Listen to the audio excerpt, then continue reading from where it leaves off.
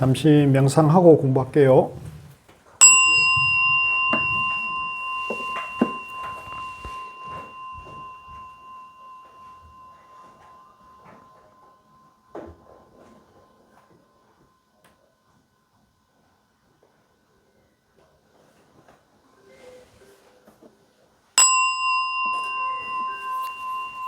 예.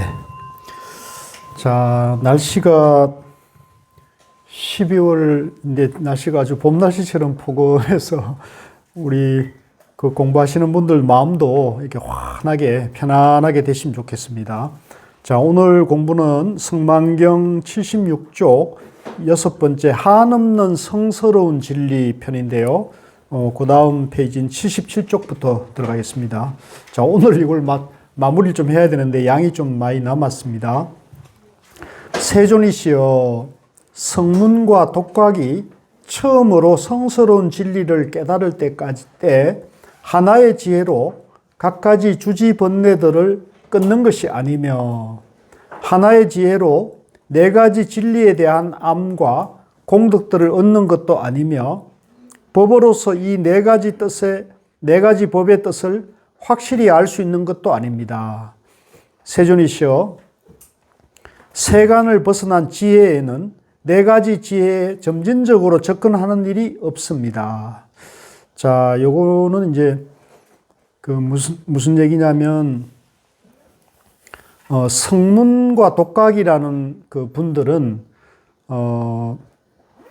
이제 우리가 중생이라는 착각에 빠져 있는데, 이 중생이라는 착각에서 이제 부처님 법문을 듣고, 부처님 깨달음의 진리를 듣고, 이제 나도 깨닫겠다는 마음을 일으켜가지고 깨달음으로 갈 때, 이제 성문이라는 분은 이제 선지식의 법문을 듣고 깨달음으로 가는 사람을 이제 성문이라 그러고요. 독각은 부처님이 깨달은 진리를 이제 혼자서 이제 이해해서 깨쳤다고 하는 사람을 독각이라 그래요. 그래서 이 성문과 독각은 부처님처럼 완전한 진리를 확철대오를 한 분은 아니고, 그러나 부처님의 가르침에 귀의해서 부처님 가르침대로 살아가는 그런 큰 흐름에 들어서서, 그래도 이분들은 완전한 깨달음을 이룬 분은 아니지만은 이제 부처님의 그런 경지에 다가가고 있는 그런 분이라 해서 이제 성문독각이라고 표현을 쓰고 있는데, 다만 이분들은 우리 이 부처님의 완전한 진리에 봤을 때 이제 확철대오 한 분은 아니라는 얘기입니다. 그래서 세존이시여, 세간을 벗어난 지혜에 점진적으로 접근하는 법이 없다는 것을 금강에 비유할 수 있습니다. 자, 이 말이 굉장히 요 밑줄 끊으셨고, 여러분들이 우리가 이 말에 대해서 이제 그 바른 안목을 갖춰야 되는데요. 요런 표현이 지금 남방 그 상자부 성가에서 흔히 말하는 이제 초기 불교, 초기 경전을 부처님의 친술로만 보고 대성경전이나 대성의 가르침을 이제 부정하는 입장에서는 이 말이 이해될 수가 없어요. 반대로 말하면 지금 남방불교에서 공부하는 분들은 부처님의 깨달음을 성취하려면 차례차례 단계별로 공부를 해가지고 부처님의 경지에 이르른다, 이렇게 얘기를 하거든요. 그런데 이제 대성과 선종에서는 그런 단계 차례차례를 닦아가지고 깨달음으로 가는 것은 방편으로,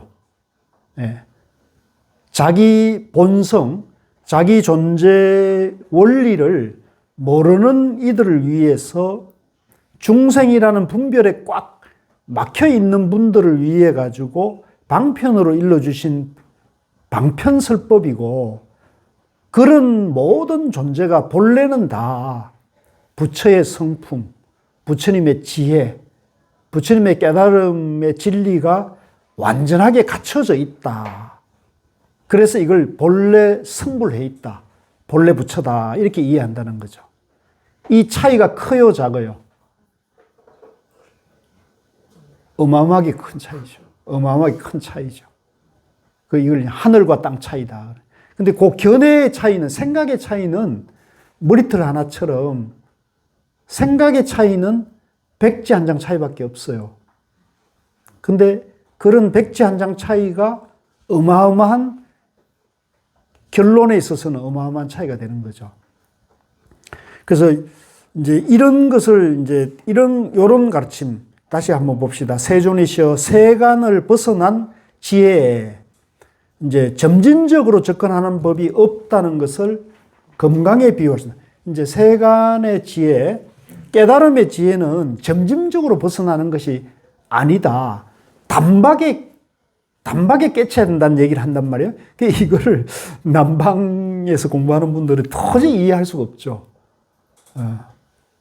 그러니까 우리 이것도 마찬가지로 지금 이제 이 북방 동아시아 대성불교 문화권에서 공부하는 불자님들도 이걸 이해 못하는 분들이, 제가 좀 말로 표현하긴 그렇지만 제가 봤을 때는 99.9% 이해를 못하고 있는. 그게 참 어려운 거예요, 이게 참 어려운 거예요. 그러니까 우리 여기 지금 우리 한국사 불교대학에 공부한 도반님들이 요 대목이라도 하나를 정확하게 이해하시면 이제 내가 내 마음에 모든 부처님의 지혜와 능력을 내가 갖추고 있다는 걸 이제 이해를 할 수 있겠죠, 그죠? 그래서 그걸 이해해가지고 그런 눈으로 이렇게 세상 문제를 보면 살아가다 보면 크고 작은 일에 많이 우리가 부딪힌다고요. 그때마다 내가 부처님의 지혜를 본래 다 가지고 있는 존재다 라고 자기 마음을 보고 자기를 믿으면 그 부딪히는 문제에서 흔들림이 적겠죠, 그죠? 그래서 비유하자면 우리가 이제 태평양을 건널 때 배가 가야 될 방향을 정확하게 알고 그 동력을 잘 갖추어 가면은, 그죠? 가야 할 방향과 동력을 잘 갖추어 가면은 아무리 험난한 파도를 만나더라도 그걸 잘 이렇게 견디면서 갈 수가 있다는 거죠. 근데 거기서 나침판을 잃어버리고, 그죠? 또 동력이 꺼져버리면 이제 바닷물에漂流를 하잖아요, 그죠? 그럼 어디로 갈지 모르죠. 이렇게 세상 흐름에 휩쓸려 다니게 됐죠. 그래서 우리 지금 불교하는 사람들도 이제 부처님의 깨달음에 대한 진리를 제대로 공부하지 않고 불교 공부도 세상의 흐름을 따라다니면은 이 나침판 없이 이제 그 태평양을 건너는 꼴인 거죠.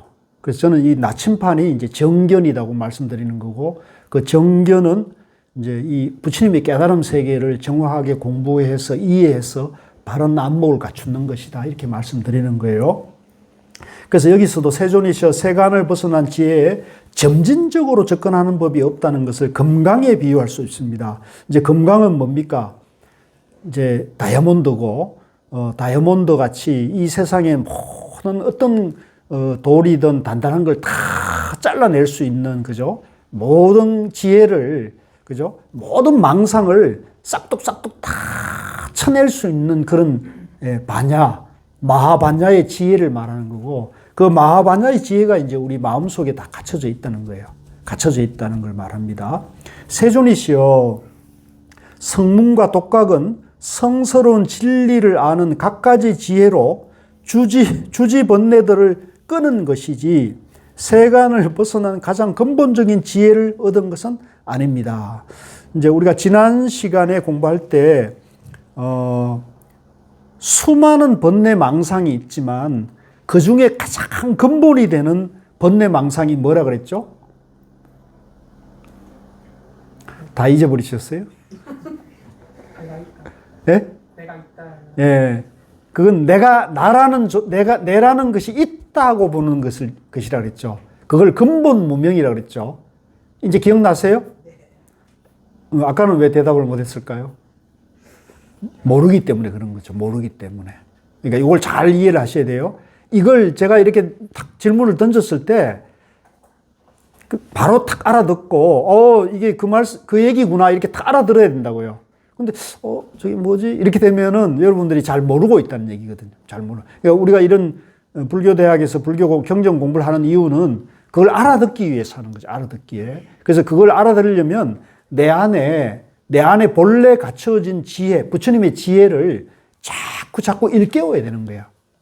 그죠? 내 안에 지혜를 자꾸 일깨워야 되는데, 내 안에 지혜를 일깨우려면은 내 밖에서 그런 얘기를 해주는 얘기를 자꾸 듣는 게 좋겠어요? 안 듣는 게 좋겠어요? 자꾸 들어야 되는 거죠. 그죠? 자꾸 들어야 돼요. 이게 뭐 1년에 한 번씩 듣고 이래가지고는 초파일에 뭐 내가 불자라면서 절에 초파일 때 가서 부처님께 등공양하는 걸로 내가 불자다 이렇게 말하러 가지고는 부처님 발끝도 보지 못한 사람의 그건 아무런 이익이 없는 거예요. 우리가 이제 이런 불교를 공부하고 불교를 믿는다는 것은 내가 일상생활에서 내가 지혜로워지고 행복해지고, 그죠? 우리가 잘 사는 길을 얘기하는 것이거든요. 그러니까 부지런히 우리는 공부를 해야 되는 거예요. 부지런히. 이걸 놓치면 아무런 이익이 없어요.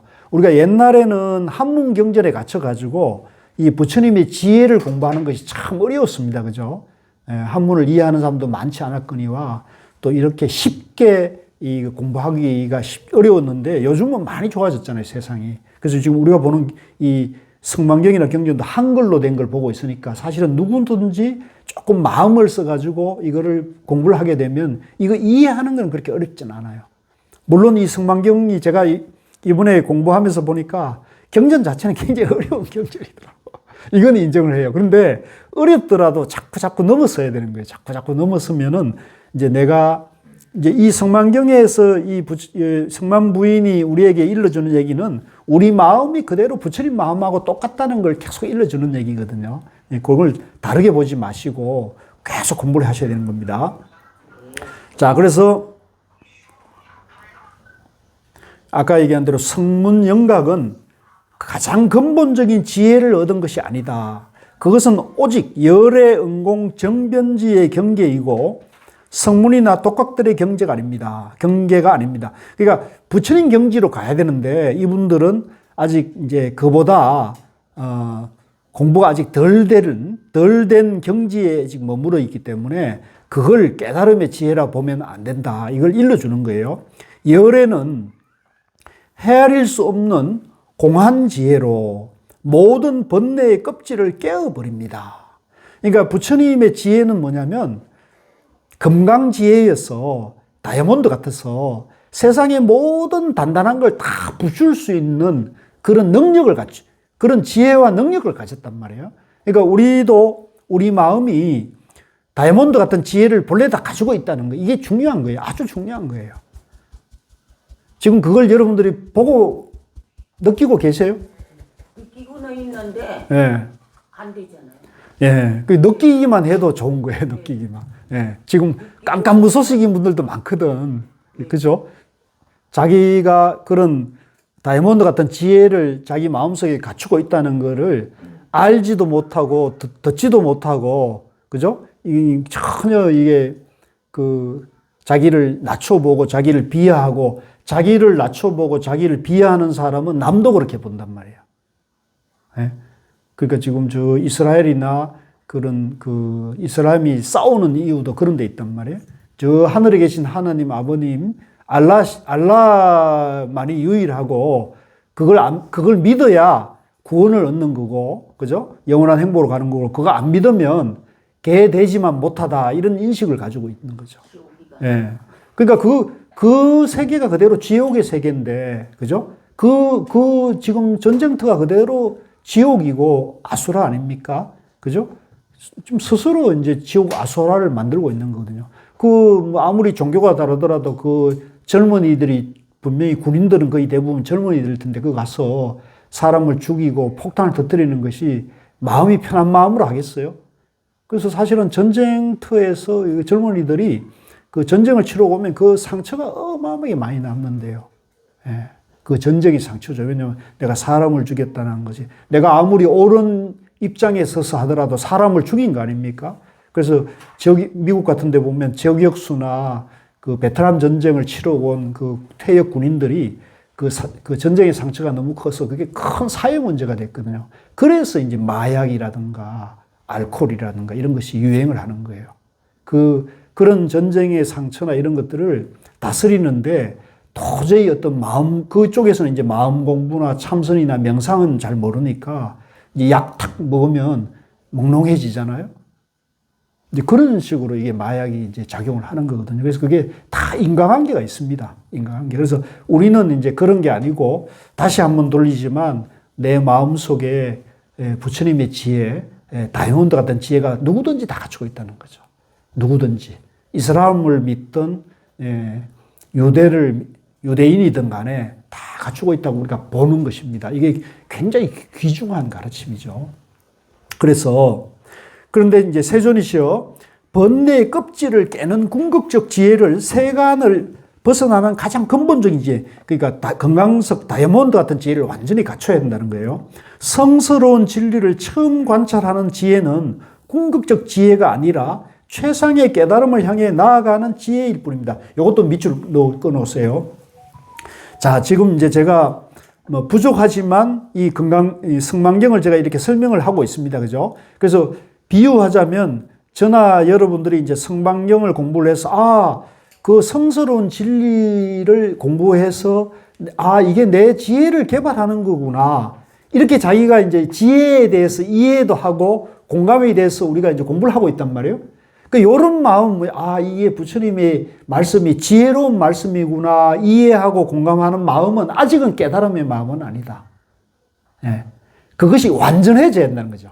예. 완전해져야 돼. 그래서, 불교를 믿으면 지혜를 공부하는 거구나. 이것도 아주 귀중한 것이지만, 그런 사람들이 잘못 이해해서, 불교를 안 믿으면은 어리석구나 이렇게 해가지고 불교 안 믿는 사람을 박해하고 미워하고 헐뜯으면 그거는 완전한 지혜가 아닌 거죠. 교수님한테 수없이 들었잖아요. 그러면 안 된다고. 그렇죠. 그러니까 그렇게 되면은 그건 완전한 지혜가 아니고 이제 깨달음으로 나아갈 뿐이지 거기에 머물면 절대 안 된다는 거죠. 그래서 최상의 깨달음으로 향할 지혜일 뿐입니다. 중간 과정의 지혜랍니다. 중간 과정.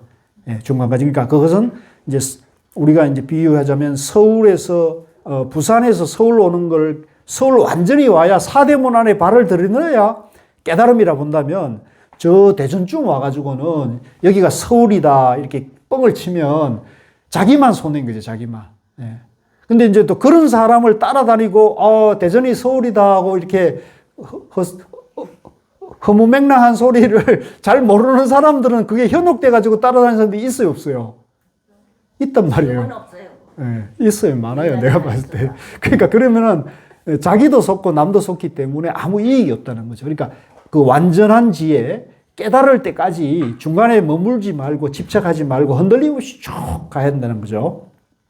자, 77쪽 세존이시여. 자, 다음 장 넘겨가지고 79쪽으로 와서 성스럽다고 할 때 그 참된 뜻은 이성을 가리키는 것이 아닙니다. 그러니까 성문 영각 수준에서 공부하는 사람을 참된 깨달음, 성스러운 지혜라고 하면 안 된다는 겁니다. 왜냐하면 조금이나마 공덕을 성취했다는 뜻에서 성문 독각을 성이라고 부르기 때문에 이제 그 성문 독각이라 하는 분들은 이제 그나마 그래도 성스러운 가르침을 공부해서 이해하고 믿음을 가지고 그 길로 가고자 하는 사람들이기 때문에 성인의 흐름에 들어섰다 할 뿐이지 아직 부처님의 깨달음의 경지를 갖춘 사람들은 아니다. 이런 얘기입니다. 세존이시여, 성스러운 진리라는 말은 성문 독각이 터득한 진리이나 그들이 성취한 공덕을 가리키는 것은 아닙니다. 이 진리는 오직 열애, 응공, 정등각에게만 있습니다. 열애가 처음 깨달은 뒤에 무명의 껍질에 쌓여있는 세간의 중생을 위해 열어 보이고 설명해 주신 것을 성스러운 진리라고 하는 것입니다. 자, 그래서 다시 한번 정리하자면 우리가 성스러운 진리, 이제 이 부처님의 가르침은 이제 완전한 깨달음을 이루어서 부처님처럼 일체의 번뇌망상을 싹 없애야 돼요. 싹 없애야 되는데 내가 막 오래 공부하고 많이 공부해가지고 내가 이만큼 공부한 사람이다 라는 상이 있으면 깨달은 겁니까? 못 깨달은 겁니까? 그건 못 깨달은 거라는 거지. 그건 내라는 게 아직 남아있는 사람이기 때문에 근본 무명이 남아있어요, 없어요? 근본 무명이 남아있단 말이죠. 그러니까 내가 이만큼 참선했고 내가 이런 경전도 받고 내가 이만큼 애써서 공부를 했는데 나는 이만큼 알았다. 이런 말을 하거나 이런 설법을 하는 사람은 조심해야 돼요. 그런 분들은 내가 있어요, 없어요? 내가 있으면 안 돼요. 내가 있으면 그건 아직 완전한 깨달음이 아니다는 거예요. 나라 할 것이 없어야 내가 곧 이 우주 만물과 연기되는 나라고 할 실체가 없다는 걸 깨닫는 것이죠.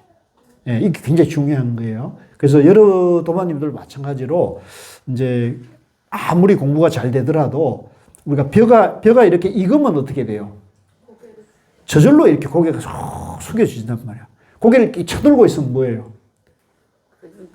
아직 익지 못한 거죠. 그러니까 여러분들 어디 가서 내가 이만큼 안다, 내가 아는 게 옳다, 이런 생각을 갖고 주장을 하면 어떻게 돼요? 예. 그런 분들이 이제 성문영각이니까 거기에 머물러 가지고 어디 가서 아는 체하고 잘난 체하고 이러면 안 된다는 얘기죠. 그죠? 그거는 어리석은 것이다. 그래서 완전히 뼈가 완전히 익어져 가지고 쭉 이렇게 푹 익어질 정도로 누가 뭐라 그러면 그러고 하고 그러면서 공감해주고 그러면서도 이제 바른 길로 용기를 북돋워주고 그 아는 그 공부하고 애쓰는 거에 대해서 칭찬하고 격려해줘서 궁극적인 지혜로 가도록 그죠? 그 궁극적 지혜가 우리 마음속에 다 갖춰져 있다는 것을 계속 일깨워줘야 되는 거죠. 그 얘기를 지금 하고 있는 겁니다. 자, 넘어가 가지고요. 80쪽의 7번째 이제 열애장입니다. 열애장. 열애장. 장은 이제 창고, 보물을 말합니다. 보물 창고를 말하는데 열애는 이제 부처님을 말하잖아요. 그 부처님의 창고, 부처가 되는 창고가 어디 있을까요? 우리 일체 만물이 그게 이제 다 갖춰져 있다는 거예요. 그것을 이제 불성이랍니다. 같이 볼때 불성. 그러니까 불성, 부처의 성품이 일체 만물에 다 갖춰져 있어요. 그래서 이걸 제가 다시 쉽게 설명하면은 일체 만물이 뭐로 존재합니까? 연기로 존재한다는 거. 중요한 겁니다. 그죠? 아주 기초적이고 아주 기본적인 거예요. 일체 만물이 뭐로 존재해요? 연기로 존재한다. 예. 다시 한번 정리해 보자고요. 불교가 뭐죠? 부처는 누구예요? 깨달은 분이 뭘 깨달았어요? 중도를 깨달았습니다. 중도를 깨달았어요. 그죠? 그러니까 우리도 중도를 깨달으면 부처가 되는 거예요. 우리도 중도를 깨달으면 부처가 되는 거예요. 그러니까 중도를 공부해서 중도에 대한 바른 안목을 갖춰야 됩니까? 안 갖춰도 됩니까? 반드시 중도를 공부해서 중도에 대한 바른 안목을 갖추고 참선을 하고 윗바산을 하고 염불을 하고 기도를 해야 돼요. 아시겠어요? 그 지금 뭐 부끄럽지만 제가 이런 중도 공부 운동을 벌리고 있는 것도 우리 한국 불교가 이렇게 해서는 안 돼요. 한국 불교가 부처님 가르침으로 더 다가가고 부처님의 지혜로 우리 한국 불자들이 지혜롭게 행복하게 잘 살려면 불교에 대해서 정확한 공부를 해서 바른 안목을 갖춰야 된다는 거죠. 그러려면 중도를 알아야 된다는 거죠. 그러면 중도가 뭐예요? 지금 대답 안 하는 분들은 지금 중도를 처음 듣습니까? 우리 김정현 도마님 중도가 뭐예요? 양변을 열고 집착하지 않는 거. 하나가 빠졌는데 양변을 여의고 가운데도 집착하지 않는 거. 예, 이거 이해하시죠? 알고 계시죠? 이게 제가 저뿐만 아니라 다른 사람 중도가 뭐야 이렇게 여러 도반님들도 제하고 이렇게 공부하다가 중도를 노래를 들었으니까 어디 가서 좀 아는 체 할 때는 중도 얘기를 할 거 아닙니까? 그 얘기는 다 해요.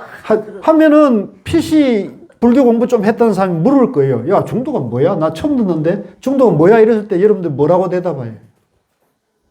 쭈삣쭈삣하죠? 그러면 모르는 거예요. 이게 확 나와요. 버튼 누르면 탁 나와야 된다고요. 아시겠죠? 네. 그럴 정도로 여러분들이 숙달이 돼야 되는 거예요. 그래서 이게 완전히 내 어떤 생각과 그 어떤 생활 속에서 이게 확실히 이게 딱 그걸 우리가 이제 각인이라 도장을 탁 찍듯이 그죠? 탁 각인이 돼야 된다. 각인. 내 마음 속에 탁 중도가 탁 중심이 되어 있어야 된다고요. 아니 일단은 이제 행은 다음 단계 문제고 지금 내가 여러분들에게 그 중도 행까지를 바라겠어요 우리가? 부처님도 그걸 바라진 않을 것 같고 중도 행 문제가 아니고 일단 중도가 뭔지를 정확하게 이해해서 중도를 이해하면은 중도의 눈으로 이 세상을 보게 되면은 여러분들이 이 세상이 다르게 보인다고요. 다르게 보인다는 게 아니라 이 세상이 중도 연기로 존재하는 거구나. 이게 이해가 되고 중도 연기로 이 세상이 존재하고 나도 중도 연기로 존재하니까 나라고 할 실체는 없는 거구나. 그래서 부처님이 무아를 깨달았다고 하시는 거구나. 이렇게 이해가 된다는 거죠. 이 정도는 돼야 돼요. 이 아주 중요한 겁니다. 이 정도는 돼야 돼요. 그래서 나라고 할 실체는 없는 거구나. 내가 있는 것도 아니고 없는 것도 아니구나. 그래서 중도를 하는 거구나 하는 거를 도반님들이 이해를 하셔야 돼요. 이해를. 일단은 이해를 해야 돼요. 그러면 이게 이해가 돼가지고 그 이해된 그 견해를 가지고 이제 남들하고 갈등이 생깁니다. 그죠? 가족 사이에도 갈등이 생기고, 그죠? 부부 사이는 말할 것도 없고, 그죠? 가족도 그렇고, 직장은 더 말할 것도 없고, 그죠? 또 이웃은 더 말할 것도 없잖아요. 그죠? 그랬을 때 그 중도 공식을 이제 적용을 시켜보는 거죠. 저 사람도 중도로 존재하고, 나도 중도로 존재한다. 그러면 실체는 없는 건데, 왜 우리가 싸우지? 왜 내 마음이 이렇게 불편하고 갈등이 일어나지? 내가 옳다는 것은, 내가 있다는 착각에 빠져가지고 내가 옳다는 데 집착하고 있구나. 라고 이렇게 여러분들이 그게 이렇게 비추어지면은 그렇게까지만 생각이 가도 여러분들이 공부가 지금 잘 되고 있는 거예요. 그거는 중요 교수를 만났기 때문에 그런 거지. 이게 안 되고 모든 문제의 갈등의 원인을 남만 탓하는 사람이 있단 말이에요. 그러면 이제 문제 해결이 절대 안 되죠. 그러면 네가 죽어야 결론이 난다 이렇게 된다고요. 누가 둘 중 한 사람이 죽어야 결론이 나. 그게 이제 극단적 사고죠. 극단적 사고. 우리 주변에 이런 사고를 한 사람들이 많습니다. 불자들 중에서도 많아요. 불자들 중에도 많아요. 이런 극단적인 사고로 불교를 공부할, 이거는 불교 공부 절대 될 수가 없죠. 부처님은 중도 연기 무아를 말씀하셨는데 입으로는 중도 연기 무아를 말하면서 행동으로는 막 가지 욕심을 챙기는데 그게 말이 되겠습니까? 그러니까 사실은 그렇게 공부하고 생활하면은 힘들겠어요? 힘들지 않겠어요?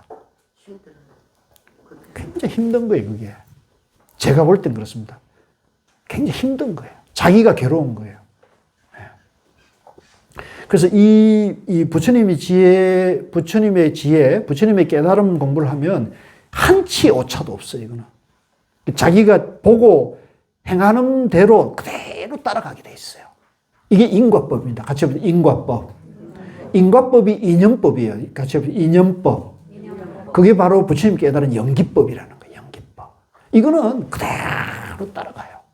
마치 우리가 자동차가 지나가면은, 그죠? 진흙에서 자동차가 지나면 진흙 바퀴 자국이 남듯이, 그죠? 수레가 모래톱을 지나가면은 수레 바퀴 자국이 남듯이 그대로 남는다고. 한치 오차도 없어요. 그래서 우리가 이 부처님의 이제 중도 연기 무아를 공부해가지고 정확한 안목을 세우면서 그걸 이제 생활 속에서 부지런히 이렇게 적용을 해보는 거예요.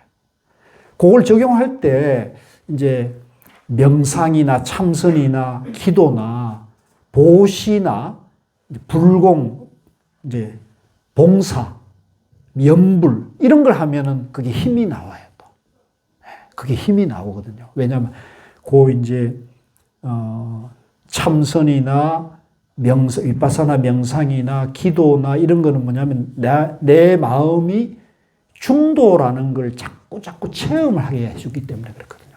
이제 그거는 이제 제가 다른 데서 말씀을 다시 드리기로 하고, 그렇게 자꾸 기도하고 참선하고 명상을 하고 이제 중도 공부를 하면서 생활을 하면은 자기도 모르게 힘이 나와요.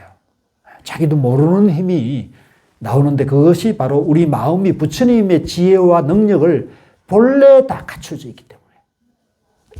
이걸 이해하는 게 또 중요해요. 어떻게 돼 있다고요, 여기가? 갖춰져 있다. 본래 열애장이 다 갖춰져 있다는 거야. 누구든지. 예. 누구든지 갖춰져 있어요. 누구든지. 그래서 이제 여러분들 영화 봤었는지 모르겠는데, 서울에 보면, 영화에 보면 내가 자꾸 그 얘기합니다. 하나회가 그 극소수 군사 조직 안에서는 아주 극소수인데도 그 하나회가 그걸 막 이 거대한 그걸 뒤집어 엎는 건 뭐 힘이 있다는 거죠. 그게 이제 하나라는 것이 갖고 있는 힘이 있는 거거든요. 근데 그 하나라는 그 힘이 이제 힘을 얻는 것은 그 하나의 그 사람들이 성공을 했지만은 그 힘이 정견을 갖추지 못했기 때문에 그게 어떤 사적 욕망을 추구하는 수단이 돼버리니까 나중에는 그분들이 과보를 받아가지고 군사반란으로 돼서 감옥에 갔단 말이에요. 지금 그 주동자는 결국은 죽어가지고 지금 어디 구천을 헤매고 있지 않습니까? 무덤을 쓴다 그러니까 그 무덤 쓸 동네에서 여 오지 마라 그러고. 얼마나 안타까운 일이에요. 그거 할 때는 성공을 했지만 그것이 정견, 부처님의 지혜의 힘이 아니고 누구든지 갖춰진 내면의 힘을 그거를 어떻게 하다 보니까 그 힘을 스스로 이제 느끼고 한 거죠. 그건 이제 그 사람들이 갖고 있는 그 능력인 거죠. 반대로 모든 사람들이 그런 능력을 가지고 있는데 그 국방부 장관 이런 사람들은 총소리 나니까 도망쳐가지고 숨어 있었다는 거 아닙니까? 그런 사람들은 왜 그래요? 자기 안에 있는 힘을 모르는 거죠. 자기 내면에 그런 능력이 있다는 걸 모르니까 벌벌벌 떨고 그런 능력을 발휘하는 사람을 만나면 위축이 돼가지고 벌벌 두고 도망가는 거예요. 그런 사람들을 장관을 시켜놓으니까 그런 사람들이 높이 올라갈수록 우리 나라와 이 국가가 불행해지는 거예요. 그래서 저는 뭐 외람되고 제가 뭐 잘못된 소견인지 모르지만 이 부처님의 지혜를 어렸을 때부터 공부하고, 그죠? 또 우리 저 학생처럼 청소년기나 대학생 때 이런 지혜를 밝히면, 그죠? 어떤 일을 하든 간에, 그죠? 어떤 일을 하든 간에 지혜롭게, 그죠? 모든 사람들을 아우르고 공심으로, 그죠? 나라도 잘하게 하면서 자기 자신도 행복하게, 남도 안 다치게, 그죠? 이렇게 해나갈 수 있는 그런 게 이제 필요하다는 거죠. 그래서 그게 열애장이라고 합니다. 열애장 81쪽입니다. 세존이시여, 이 성스러운 진리는 매우 깊고 오묘하여 보기도 어렵고 알기도 어려우며 분석과 사유로는 다가갈 수 없는 경계라서 세간 사람들은 믿음조차 낼 수 없고 오직 열의 응공 정등각만이 알 수 있습니다. 그러니까 우리 안에 일체 중생이 이런 부처님의 전지전능한 완전한 지혜와 능력을 가지고 있다는 것을 이걸 이해하기도 참 어렵고 믿기도 어렵고 이걸 써먹기는 더 어렵고 그렇다는 거죠. 이건 사실 이게 좀 그런 게 있습니다. 이게 너무 어찌 보면 뭐 부처님도 이건 너무 안타까웠을 것 같아요. 부처님께서도 너무 안타까웠을 것 같아요. 근데 저는 뭐 100%는 모르지만 저도 지금 이 성만경의 이 법문을 보면은 저는 참 공감이 가는 말씀이거든요. 여러분들 어떠세요? 공감이 갑니까? 이게 공감이 가는 분들은 지금 공부가 잘 되고 있는 거예요. 이 말씀, 이 법문이 공감이 가면 여러분들 공부가 잘 되고 있는 거예요. 근데 이게 무슨 말인지 이렇게 갸우뚱갸우뚱하면 아직 이제 공부가, 쉽게 말하면 아직 공부가 좀 더 이제 필요하다는 거죠. 그래서 이제 다시 강조하자면 이제 내 본성, 내 자기가, 내 마음이 부처님의 지혜와 능력, 모든 공덕을 본래 다 갖추고 있기 때문에 이걸 이제 이해하고 믿고, 이해하면 믿음이 오는 거죠. 이해하면. 자, 제가 늘 말씀드리지만은 이 소리가 어디서 났습니까? 치니까 나는 거잖아요. 치니까 나는 거잖아요. 치면 소리가 나는 건 알잖아요. 그러면 여러분들 이거를 공부하는데 와가지고 이걸 이렇게 치겠습니까? 안 치죠? 그러니까 그건 아는 거잖아요, 내가. 아, 저 종 건드리면 안 돼. 왜? 공부하는 사람들이 방해가 돼. 이렇게 되잖아요. 그러니까 이걸 이해하면은 이런 어리석은 짓을 하지 않게 된다는 거죠. 근데 이걸 이해하지 못하면 이걸 이제 어디 가가지고 내가 이거 치고 싶은데 이거 치는가 봐. 이렇게 하면은 옆에 공부하는데 방해가 되잖아요. 이제 자기만 알고 자기 저것만 하게 되면은 남을 배려하지 못하는 어리석음이 된다는 거죠. 아시겠죠? 그래서 이런 원리를 자꾸 공부해가지고 여러분들이 그 원리가 이해가 돼. 이게 이제 연기법의 세계거든요. 이걸 자꾸 공부해서 여러분 이해가 되면은 그것을 자꾸 생활 속에 적용을 시키다 보면 무슨 일에 부딪히면 남을 배려하고 존중해야 내가 배려받고 존중받는다는 걸 알 수가 있는 거죠. 굉장히 중요한 겁니다. 아주 기본적이고 아주 중요한 거죠. 세상의 지혜죠. 내가 대접받으려면 대접 베풀어야 된다는 거죠. 아주 기본적인 지혜죠. 근데 보통 사람들은 어때요? 많은 사람들은, 어리석은 사람은 자기가 베풀지 않고 배려하고 존중하지 않으면서 자기 권리만 찾으려고 그러잖아요.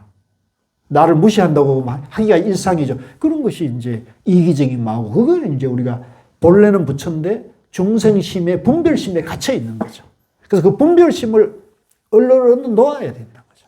닦아내야 된다는 거죠.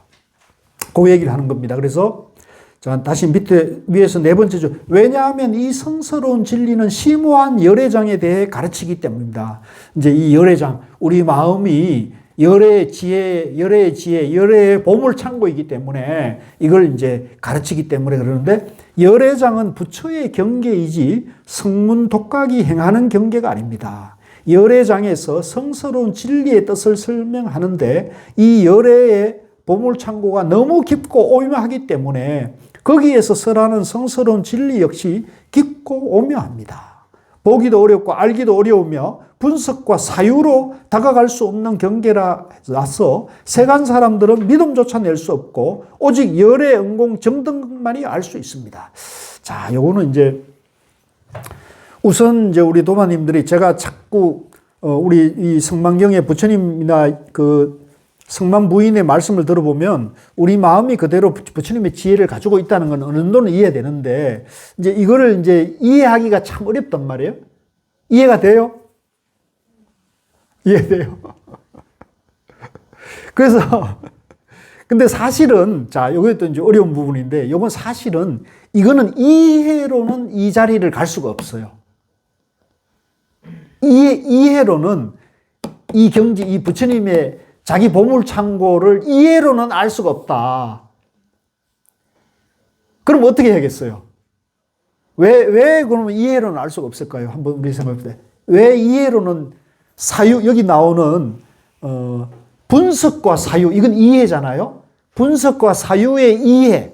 이걸 이제 우리가 사유분별이라고 합니다. 사유분별이라고 그러고, 아르말이라고 그러는데, 이 분석과 사유로는 내 마음이 그대로 지혜의 보물 창고라는 걸 알 수 없다는 거죠.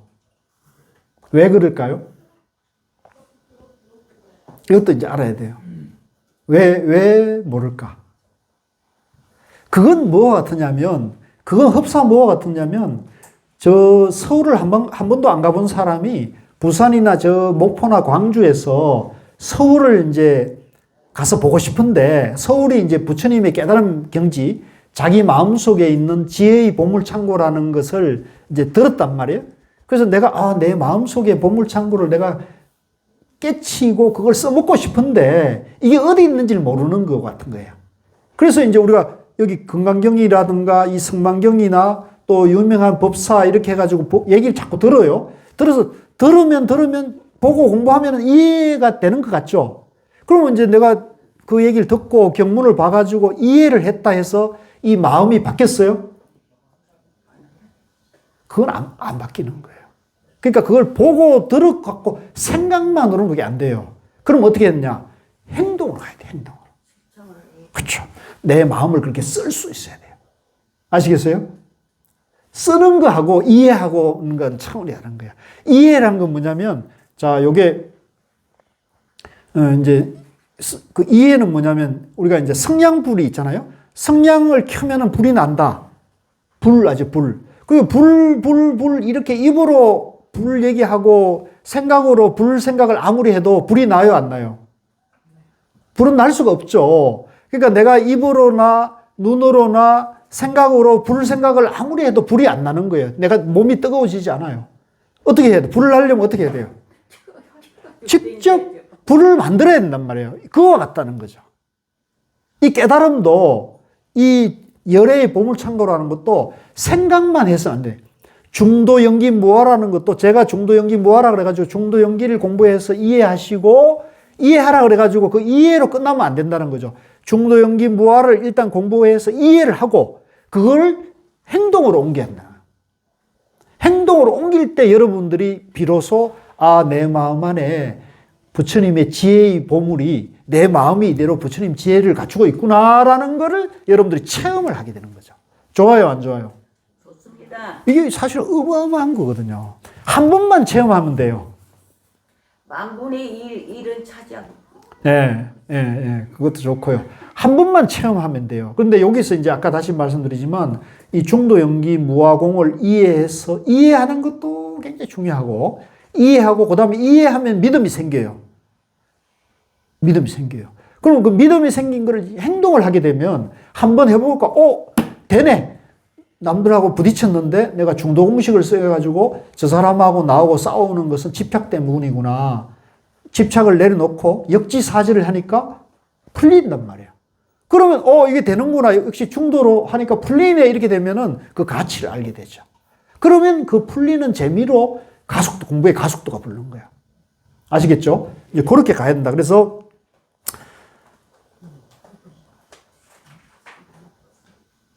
분석과 사유로는 다가갈 수 없다는 말이 여기서 나오는 것도 아시겠죠? 우리는 다 갖춰져 있는데 우리 마음이 이제 부처님의 지혜와 모든 능력을 우리 마음이 다 가지고 있는데 이것은 열심히 제가 이제 방편으로 여러분들에게 이걸 열심히 공부하고 이해하고 믿음을 갖춰야 된다는 얘기를 하는 건 전부 방편이에요. 방편인데 그걸 통해 가지고 하면서 이제 이걸 실천으로 옮길 때 그때 이제 힘이 나는 거죠. 힘이 나는 거죠. 그 얘기를 하는 겁니다. 자, 그런데 그 81쪽의 하단에 보면요. 74번 주가 있죠. 열애장이라는 게 있어요. 열애장. 중생의 마음 속에 본래 열애의 성품이 갈무리져 있는 것을 창고에 비유한 말이다. 모태의 태아처럼 중생의 마음 속에 간직되어 있는 부처의 성품 이렇게 했단 말이에요. 자, 요게 이제 저는 요 표현이 여러분들 우리가 지금까지 공부한 것과 맞는 표현일까요? 이게 좀 잘못된 표현 같습니까? 이건 유명 학자들이 이제 이걸 이렇게 지금 해설을 해놨어요. 열애장을. 우리가 지금까지 공부한 거는 어떤 거였어요? 본래 부처를 공부했죠. 그죠? 일체 만물이 다 중도로 본래 완전하게 존재한다는 걸 얘기했잖아요. 근데 여기는 보면은 모태의 태아. 그죠? 어머님 뱃속의 태아를 불성에 비유했단 말이에요. 그러면은 그 태아가 어머님 뱃속에 나와가지고, 그죠? 신생아가 돼가지고, 이 무럭무럭 자라나는 것이 열애장, 부처님의 보물창고인가요? 아닌 것 같죠? 이건 아닌 거예요. 이것도 역시 양변에서 이걸 본 거예요. 양변에서. 그러니까 전생이 있고, 금생이 있고, 내생이 있다. 이렇게 되면 우리가 건강경 공부할 때 아상, 인상, 중생상, 수자상을 얘기하잖아요. 그리고 건강경 그 뒤에 보면은 과거 신불과도, 현재 신불과도, 미래 신불과도 얘기하잖아요. 그러니까 과거, 현재, 미래가 있으면 양변에서 불교를 공부하는 거란 말이에요. 과거, 현재, 미래가 본래 없고, 본래 지금 이 순간밖에 없다. 과거, 현재, 미래가 모두 전부 연기고 하나다. 이렇게 봐야 한다고 얘기를 했죠. 그게 중도정견에 얘기했죠. 그러니까 여기서도 모태도 본래 부처고 태아도 본래 부처라고 봐야 되는 거지. 이 태아가 태어나가지고 자라가지고 성인이 됐을 때 부처가 된다. 이렇게 오는 건 잘못 본 거죠. 근데 나 하나라고 생각. 무슨 말씀이죠? 아니 그렇게 낫다고 해서 똑같이 그러면은 안 되겠어. 그렇죠. 그러니까 이 부처님의 깨달음의 바른 안목은 태아도 그대로 완전하다고 봐야 된다는 거예요. 태아도. 그러니까 네. 가까이 네, 그렇죠. 태아대 그대로 완전하고 여기 지금 이 보온병도 일체 만물이 이대로 완전한 것이지 이것이 뭔가 변해가지고 완성대로 간다 그러면 이제 그거는 분별에 빠진 거죠. 양변에 빠진 거죠. 그걸 이제 우리가 한번 따라해보세요. 생멸연기. 이거 좀 어렵습니다, 이게. 요런 걸 알려면 이제 백일본문을 봐야 되는 거거든요. 요런 얘기를 해주는 데가 세계 불교 교리서 중에 백일본문밖에 없어요. 그래서 사실은 백일본문이 정말로 위대한, 정말로 훌륭한 공부책이에요. 그런 걸 집중적으로 설명해놨거든요. 근데 다른 세계 어디 가도 불교 서적 중에서 다른 어떤 책을 봐도 이런 얘기를 해놓은 데가 없거든요. 그래서 전부 생멸로, 여기도 지금, 보세요. 이름난 교수님이 모태의 태아처럼 중생의 마음속에 간직되어 있는 부처의 성품 이렇게 얘기했단 말이에요. 그럼 마치 모태의 태아는 부처님이 아닌 것처럼 얘기를 한단 말이에요. 그게 아니라는 거지. 다 본래, 그대로 본래 완전한데 그걸 아직 모르고 있을 뿐이라는 거예요. 모르고. 중생이 본래 부처인데 중생이 그대로 본래 부처님의 지혜와 능력을 본래 다 갖추고 있는 거예요. 그대로 완전하게 그대로 완전한데 자기가 완전한 줄 모르고 나는 중생이란 착각에 빠져 있다는 것 뿐이지. 아시겠어요? 네. 날파리도 거기에 붙지가. 그렇죠. 예, 모기도 파리도 날파리도 본래는 다 그대로 완전하다고 봐야 되는 거지. 예. 아시겠어요? 그래서 제가 오죽하면 코로나19 바이러스도 뭐라고요? 부처고 독감 바이러스도 그대로 부처인 거예요. 아시겠어요? 그것이 그 부처님의 성품이 그럴 뿐인 거예요. 근데 다른데 코로나 바이러스도 다른데 가서는 환정받고 침팬지나 원숭이 몸에는 기생한다는 거 아닙니까? 아무 장애가 없다는 거죠. 그게 어떻게 하다 보니까 우리 몸에 지금 들어와서 문제가 된 거 아닙니까? 그렇죠. 그것밖에 다른 게 없어요. 네. 그러니까 그래서 여러분들이 예를 들면 코로나 바이러스 걸렸다, 내가 독감이 걸렸다. 그것 때문에 몸도 괴로운데 마음마저도 내가 왜 어찌돼 걸려가 이렇게 하고 불안해하고 이러다가 내가 죽지 않나 이렇게 하면은 이제 바이러스를 잘못 알고 있는 거죠. 이게 들어왔는 거니까 이걸 어떻게 하면 내보낼 수 있는 거를 연구를 해서 빨리 내보내는 방법을 찾아야 돼. 그게 지혜로운 방법이라는 거죠. 그것 때문에 공포심에 쩔고 두려워하고 이러면 안 된다는 거죠. 그 얘기입니다. 자, 그래서 좀 어려운 얘기입니다. 그렇게 하고요. 자, 8. 열애의 법신. 이제 부처님의 진리의 몸이란 얘기입니다. 진리의 몸. 83쪽입니다. 한없는 번뇌에 쌓여있는 열애장에 대해 의욕을 갖지 않는다면 모든 번뇌장을 벗어난 열애의 법신에 대해서도 의욕이 없을 것입니다. 세존이시여 이 열애장과 부처의 법신과 불가사의하고 비밀스러운 부처의 경계를 마음으로 완전히 통달한다면 열애께서 설한 두 가지 성스러운 진리의 뜻에 대해 믿고 알고 확실하게 이해할 것입니다. 무엇이 두 가지 성스러운 진리의 뜻입니까? 자기가 있는 성스러운 진리와 조작이 없는 성스러운 진리입니다. 여기 자기라는 말을 제가 바꿔서 조작이라 하겠습니다. 조작이 있는 성스러운 진리란 완전하지 않은 사성제를 말합니다. 이 사성제, 완전하지 않은 사성제는 앞에서 우리가 한번 공부했죠. 왜냐하면 남의 가호를 필요로 하기 때문입니다. 그래서 고통을 알고 고통의 원인을 끊고 고통의 소멸을 깨닫고 고통을 없애는 방법을 닦는 일을 완벽하게 해낼 수 없습니다. 그러므로 유의의 생사와 무의의 생사 그리고 열반에 대해서도 알지 못합니다. 세존이시여 자기가 없는 성스러운 진리란 완전한 성제를 말합니다. 왜냐하면 스스로 지킬 능력이 있기 때문입니다. 그래서 고통을 알고 고통의 원인을 끊고 고통의 소멸을 깨닫고 고통을 없애는 방법을 닦습니다. 자, 저는 이 성만경 중에 이 법문이 우리에게 굉장히 마음에 많이 와닿는 얘기라고 생각이 드는데요. 다시 한번 이걸 요점을 정리를 하자면 우리가 이제 괴로움을 느끼잖아요. 누구든지 괴로움을 깨닫지 못하면 누구든지 괴로움을 느끼거든요. 괴로움을 느끼면 스트레스도 느끼고 짜증도 나고 화도 난단 말이에요. 초조불안한 마음을 자기가 가지고 있단 말이에요. 그러면 이 초조불안하고 짜증나고 스트레스 받고 화가 나는 이게 이제 괴로움이랍니다. 한마디로 이걸 괴로움이라 합시다. 괴로움. 그럼 이게 원인이 있을 거 아닙니까? 원인은 뭐예요? 이 괴로움의 원인은 뭐예요? 내가 있다. 집착이 집착. 그죠? 내가 하고 싶은데 안 되면 집착, 화가 나고, 그죠? 내가 원하는데 안 이루어지고, 그죠? 내가 저 사람하고 행복하고 지내고 싶은데 행복하게 지내지 못한단 말이에요. 그러니까 짜증이 나고 불안하고 그런 거죠. 그죠? 그러면 이거는 뭐예요? 나라고 하는 것이 본래는 실체가 없는 건데, 내가 있다는 그 근본 병에서, 근본 무명에서 만 가지 생각이 일어나는 거란 말이에요. 만 가지 생각이. 그게 이제 집착 때문에 집착. 나라고 할 실체는 없는데 내가 있다는 착각에 빠져서 나를 꽉 집착하고 있기 때문에 그런 거죠. 고통의 원인은 집착 때문이다. 아시겠죠? 그러면 그 고통을 없애려면 이 집착을 없애야 되잖아요. 집착을 없애는 것을 멸이라고 하죠. 같이 멸. 없앰. 고통도 없애고 나도 없애야 된다는 거죠. 아시겠어요? 고통만 없애면 안 돼요. 나를 멸해야 돼, 날. 아시겠죠? 그게 뭐냐면 집착을 바로, 괴로움과 괴로움의 원인이 집착이라는 걸 바로 보는 것을 우리가 이제 위파사나라고 그래요. 같이 합니다. 위파사나.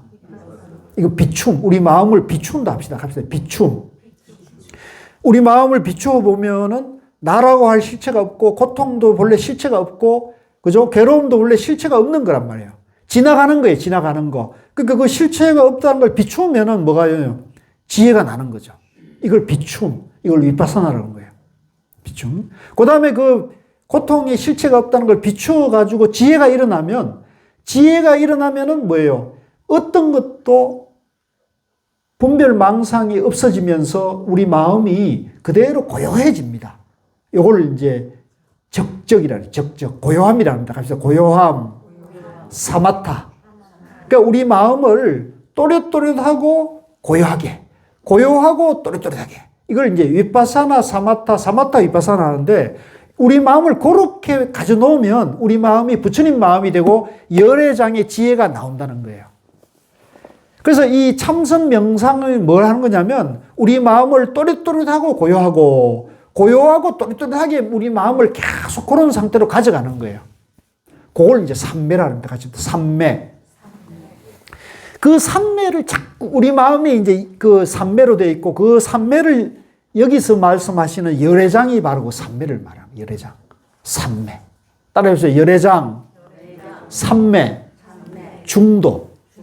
예, 그걸 같은 거예요. 예. 그래서 이제 참선을 해야겠어요? 안 하겠어요? 참선을 해야 이게 개발이 된다는 거죠. 아시겠어요? 그래서 나바오를 저는 아시죠? 나바오. 예. 그러니까 계속 하셔야 돼요. 예. 안 하면 이게 개발이 안 되니까. 그죠? 이걸 계속 참선을 하시고 이제 매일매일 해야 돼요. 우리가 이제 얼굴은 그죠? 여러분들 매일 세수하시죠? 안 하는 거 없네?